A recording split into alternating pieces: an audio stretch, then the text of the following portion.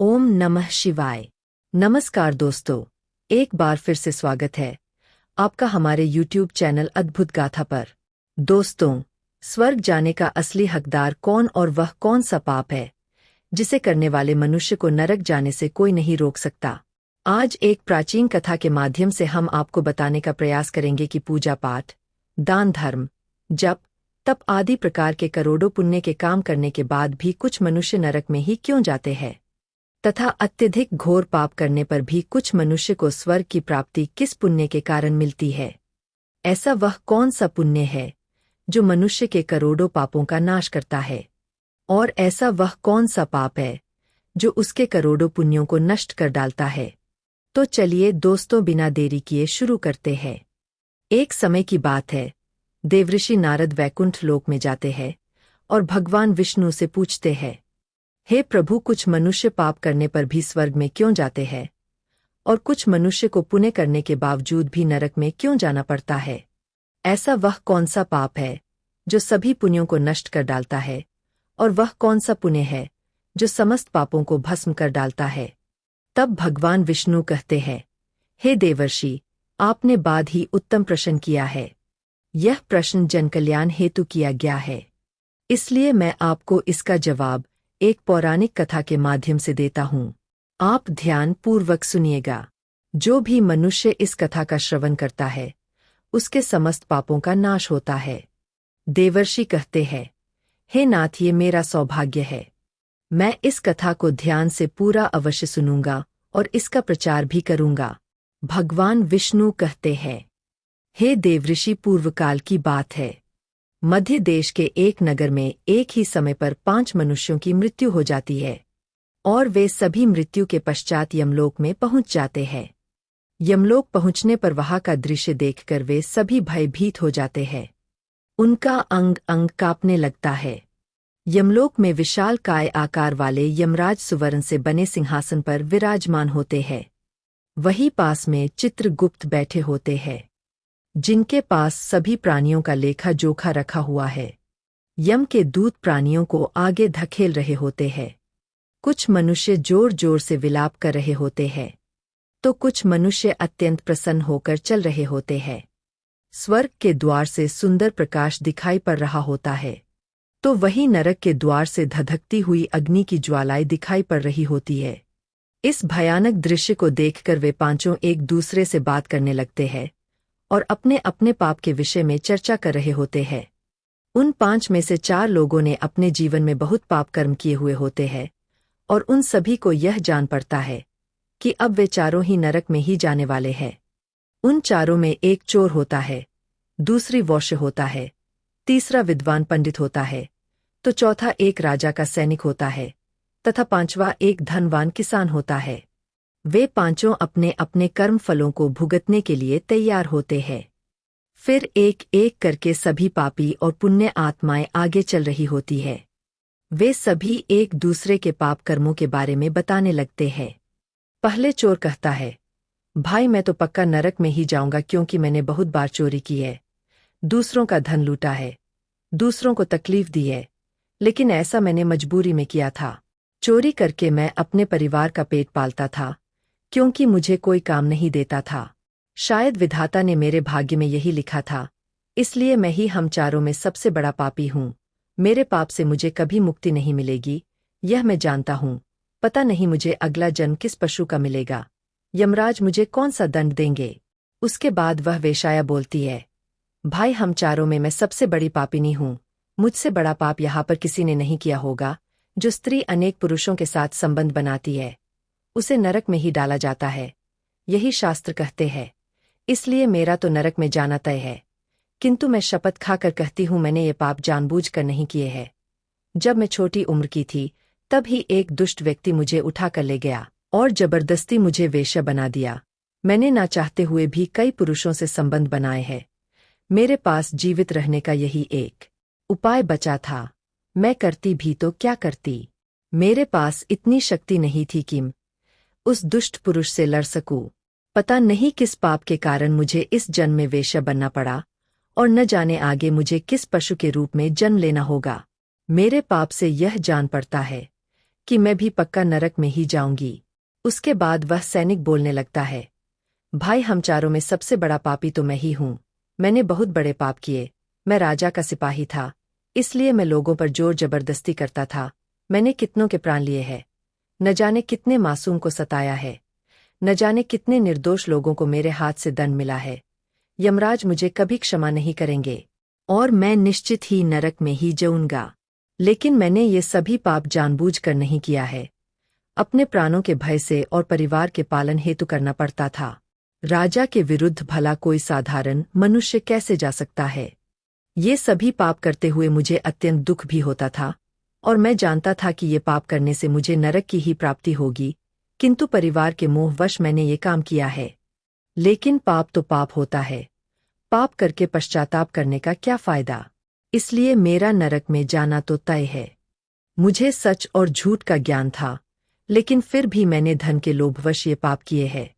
शास्त्र कहते हैं कि जो सब कुछ जानकर भी पाप करता है वह निश्चित ही नरक में गिरता है। मैंने अपने ज्ञान का दुरुपयोग किया है। मैंने अपने ज्ञान का उपयोग लोगों की सहायता के लिए नहीं, बल्कि धन को कमाने के लिए किया है। मेरे घर की परिस्थिति अत्यंत गरीब थी। मेरे पिता भिक्षा मांगकर गुजारा करते थे, लेकिन मैंने अपने घर लिया है।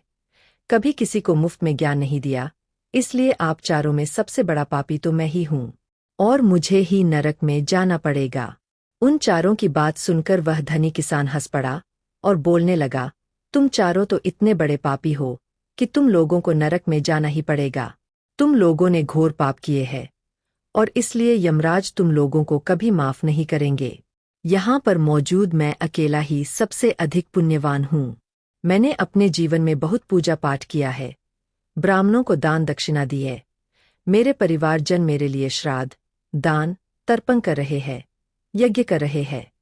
इसलिए मैं सबसे अधिक पुण्यवान हूँ। मेरी 3 पत्नियां और 10 पुत्र हैं।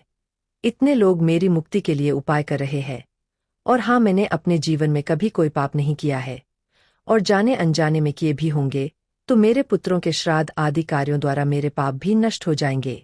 मैं नित्य देव पूजा करता था, मंदिर जाता था, द्वार पर आए अतिथियों को भोजन कराता था।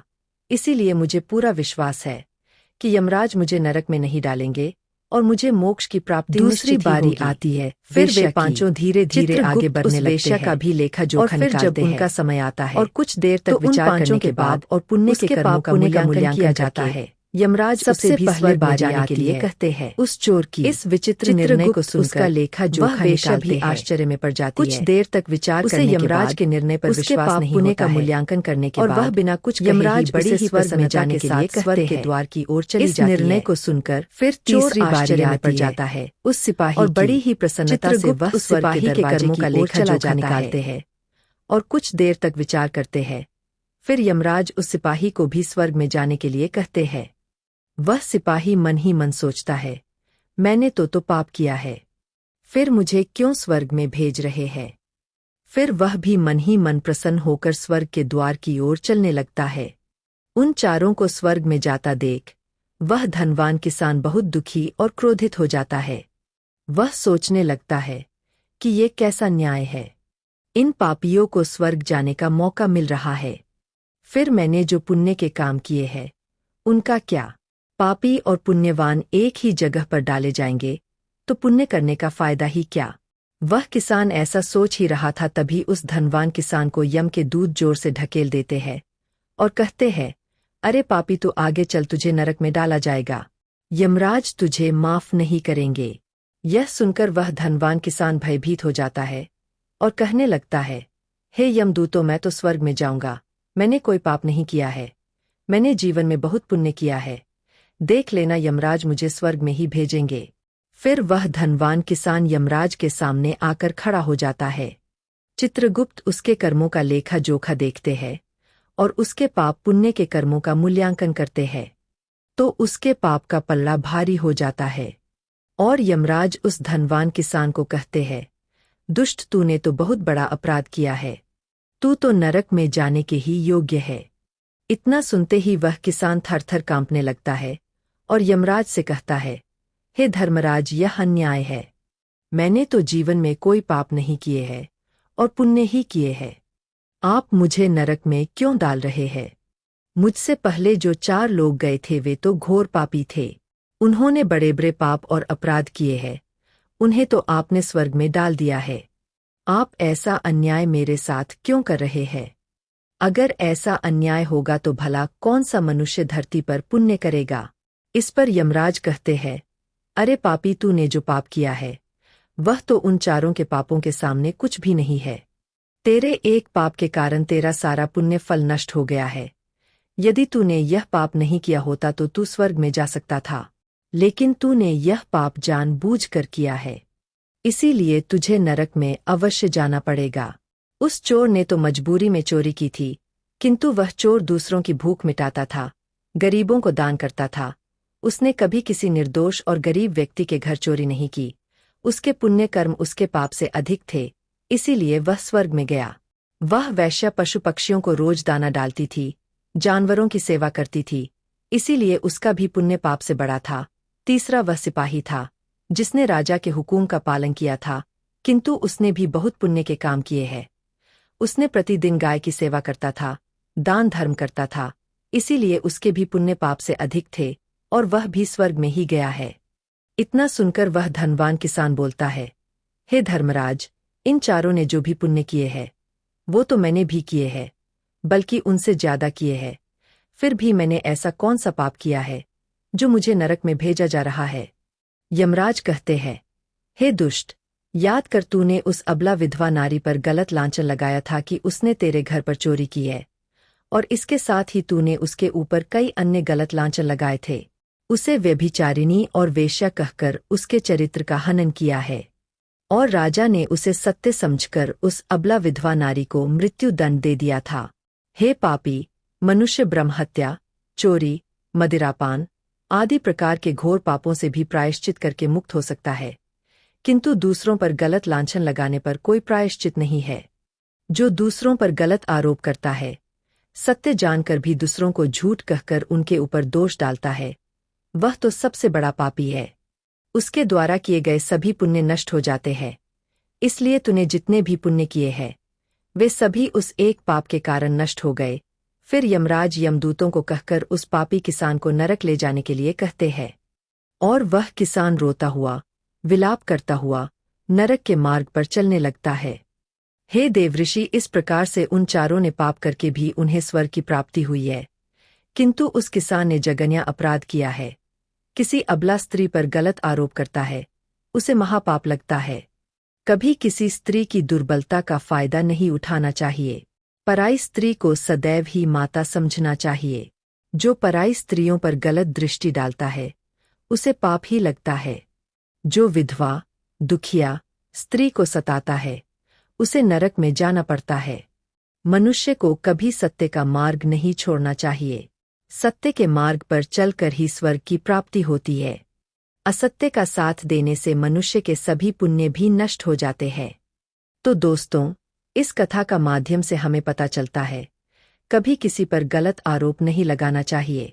सत्य जानकर भी असत्य का साथ नहीं देना चाहिए। जो दूसरों पर गलत आरोप डालता है उसे यमराज कभी क्षमा नहीं करता है।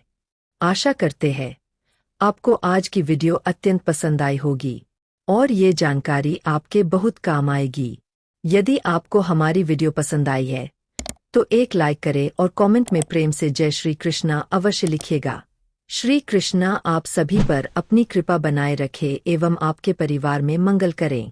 इसी मनोकामना के साथ आज के लिए इतना ही। मिलते हैं अगली वीडियो में। तब तक के लिए नमस्कार।